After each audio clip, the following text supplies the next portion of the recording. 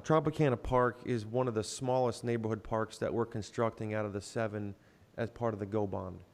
To put an amenity like a splash pad, which would basically draw the entire community into the smallest neighborhood park in the system, is just not the appropriate place.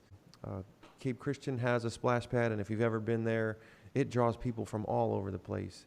And so to try and put that same type of amenity in the smallest park in the system was just felt by parks there would just never be enough parking, and it would just be something that wasn't a good idea or a good fit for this park.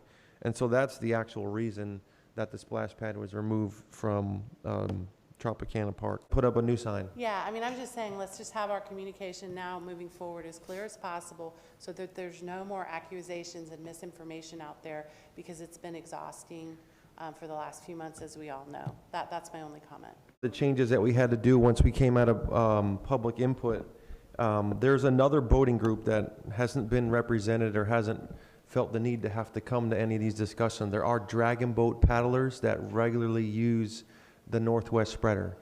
They're like 30 people in a boat. They have little paddles. Their boats are a little bit bigger than 60 feet. Had to disprove that many times just from the amount of emails that we've received on council as well as staff. Having been a former college rower and rowing crew boats, which are very big, I think it's a great idea to move the dock over, but I would not shorten that dock.